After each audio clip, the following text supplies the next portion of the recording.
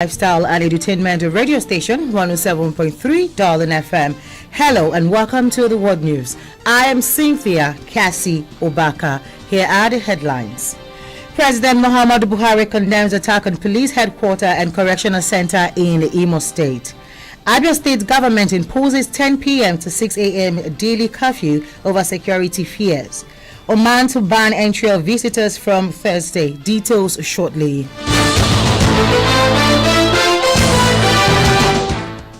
President Muhammadu Buhari has condemned the deadly insurgent attack that took place on the police command headquarters and the correctional facility in Owerri, Imo State, calling it an act of terrorism. President Buhari appealed to members of the public to assist the law enforcement agencies with any relevant information that could lead to the apprehension of these criminals who perpetrated this despicable act. He also urged members of the public to be vigilant, as all of us have a stake in preserving our way of life from disruption by terrorists and anarchists, while the federal government will use every available tool at its disposal to confront and terminate this bare-faced anarchy. Meanwhile, the indigenous people of Biafra, IPOB, has denied involvement in the attack on police headquarters and correctional centers in Imo State, but police say preliminary investigation shows the group is culpable. Imo State Governor Hope Uzodinma has set up an investigation team that will bring the culprit of the attack to book over the attack on the Imo State Correctional Service and State Police Command. Uzodinma, who made the statement to journalists at the Imo State Police Headquarters after visiting the scene of the attack, said the state government and all security agencies will work in synergy in making sure such attack is forestalled. I want to assure our people the intention is to put fear into our people and make them vulnerable. And I can assure you, our government, working with security agencies, will rise to the occasion and get to the end of the matter. I've already commissioned a detailed investigation into this incident. So you're going to find out the perpetrators and the masterminds of this ugly incident. On the issue of loss of lives during the attack, Governor Uzodinma debunked rumors while charging all traditional rulers and Ndimo to cooperate with the state government and the security agencies in putting an end to such peril. I'm not aware of any loss of life for now. But all we're saying is that we need the cooperation of everybody, traditional rulers, citizens, and the community leaders, to join forces with government and security agencies to ensure that this type of act is condemned outright and to condemn it once and for all and get our people to begin to think aright, because this level of gangsterism that often takes life is not acceptable by any government. Meanwhile, Inspector General of Police Mohammed Adamu ordered the immediate deployment of additional units of police mobile force and other police tactical squads to Imo State to strengthen security in the state and prevent further attacks on security formations on any other critical national infrastructure in the state. Still on insecurity in Imo State, a youth activist, Henry Ubaka, has called on the Imo State government to engage traditional and relevant stakeholders in creation of local security outfit in the 27 local government area. Ubaka, who spoke with Darling FM, appealed to Governor Hope Uzodinma to draft a new security network like the Rochas Okorocha administration did. According to him, the security architecture in the state is dead. Have Governor Hope Uzodinma fought the issue of insecurity in Imo State after all this? The answer is most times the man, for me, he has tried in his capacity as an executive governor to handle issues. But when you look at what's happening, if next government house could have been built like that during the time of Rochas Okorocha, there was never a time that the Imo State capital over there was breached. The rural election brought a security network that was community-based, empowered them to fight insecurity in their capacity. You cannot comfortably tackle insecurity without getting the local government, traditional rulers involved. All the IPO people, but they knew that it never happened during Okrocha's time, or happened during the time of Mrayeda. So why is it not happening now? It's because the security architecture that reports from bottom to up is dead. He asked Governor Uzodinma to revisit the security design put in place by the previous government. Do the Southeast governors need negotiation table? The answer is no. They need to decentralize the security in their state. They need to bring in people in the local government, bring in the SS, the kings in their very autonomous community to be part of the security architecture. So I hope the man needs to revisit. Yeah, I don't care what was happening between him and Rochas, but he needs to revisit some architectural work done by Rochas. It might not be perfect, but he can fix it. What was put in place during the Rochas administration? Take some security. Some good works that he has done. Nobody is perfect. Take some good work that he has done. Go through this particular security network from bottom to the top, from top to bottom. Make himself more accessible to people to communicate to him. And again, he needs to really look into what's happening within the security architecture, from his security to every other person that is addressing him on security issues. He needs everybody to come together and analyze the security issue and say, oh, this is what we should do.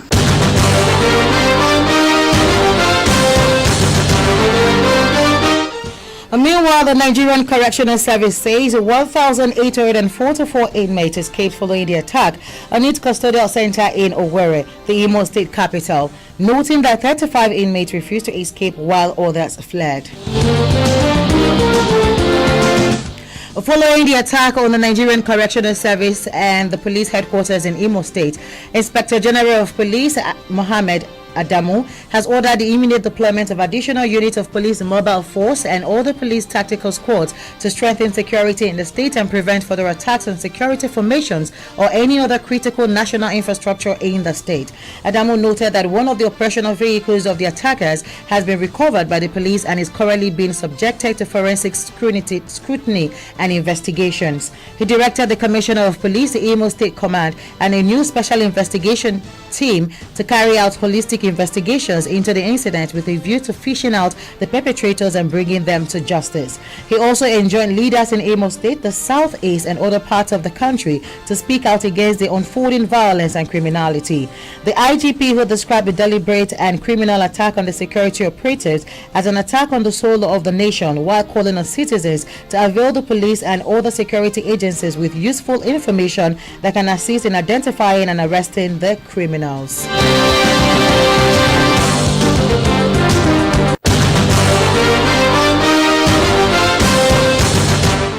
Abia State Governor Cynthia has directed the imposition of curfew in Aba and Umuahia metropolis between 10 p.m. and 6 a.m. daily till further notice. In a press statement signed by the State's Commissioner for Information, John Oki-Kalo, Governor Ibazu directed security agencies in the state to ensure strict enforcement and compliance with the directive. He urged traditional rulers, men of the state homeland security team, and community vigilante services in the state to monitor movement of persons within their respective domains and take necessary measures to protect the people and their properties. The government enjoined all law-abiding citizens to go about their normal duties outside the curfew period without fear of molestation, as the security architecture of the state is robust enough to guarantee their safety. The decision is equal to security reports received from multiple sources and informed by the need to continue to protect innocent citizens and residents of the state. Meanwhile, the curfew exempts only those on essential services with proper identification.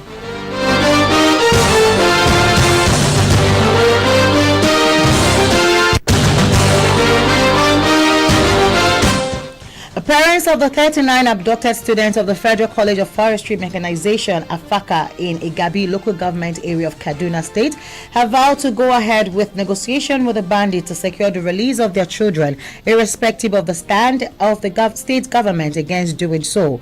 In reaction to this warning by the state government, the chairman of AFACA Parents Association, Samuel Gamba, said the parents would do anything possible to get the children out of captivity, including negotiating with the bandits no matter the consequences. Gamba appealed to the government to look into it critically and help them out, saying that it's making the children 25 days in the bush, and the government, by their statement, are showing less concern over the issue. Also speaking, Friday, Sani, whose 2 children were among the abducted students, faulted the Kaduna State government for issuing such a warning, noting that such a statement by the government is capable of jeopardizing the release of the abducted student. Recall that Kaduna State government had vowed to prosecute anyone caught negotiating with bandits on its behalf, maintaining the earlier position that it would not pay any ransom or negotiate the bandits, but wipe them out. Meanwhile, 5 of the 39 students abducted by bandits from the Federal College of Forestry Mechanization, Afaka, in Kaduna State have regained freedom. Commissioner for Internal Security and Home Affairs in the state, Samuel Aruwan, who confirmed this, explained that the students regained freedom from the captivity of the bandits and were taken to a military medical facility for examination. According to Arawan, the state government will provide updates and further operational feedback to be received on this case.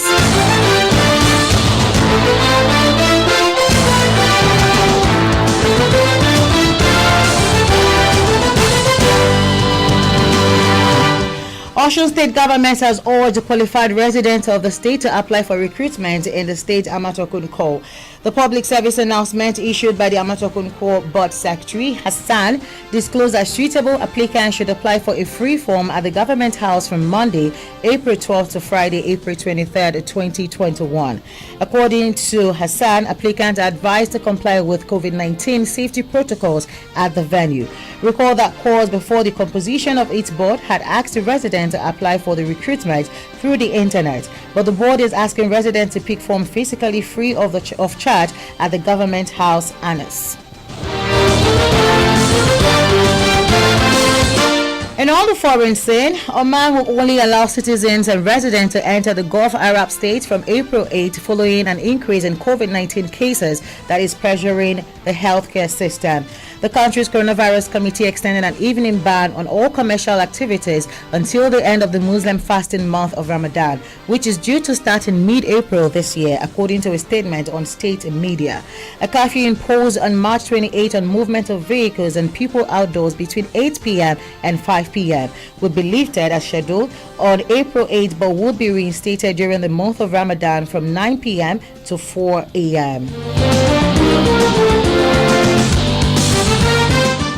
And lastly, in business, Nigerian Communications Commission Executive Vice Chairman Umar Gaba Dambata has emphasized that the Commission will always be open to ideas, innovations, and meaningful collaboration with strategic institutions for the development of human capacity in Nigeria.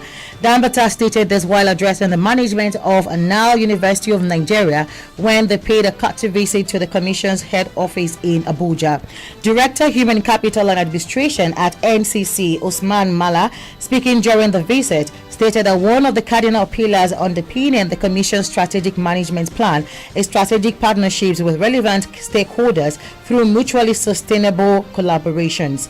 The university delegation had requested for the courtesy visits principally to seek areas of collaboration with the Commission towards enhancing knowledge creation in the country. And that's a world news produced by Onwuka Kingsley. COVID-19 is real. Observe all health protocol. Protect yourself and protect others. I am Cynthia Cassie Ubaka. Good afternoon. Thanks for listening.